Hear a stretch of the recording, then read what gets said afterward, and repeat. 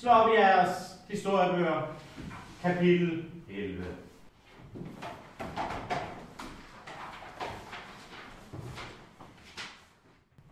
Elias. Det er så fra starten. Kom. Den kolde krig handler om det anspændte forhold mellem landene i Elias, læs det på en anden måde. den kolde krig det handler om Hvad laver du? Kom nu.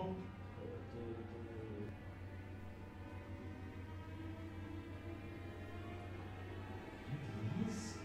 Eller hvad? Skal du i specialklasse? Ligesom din storebror?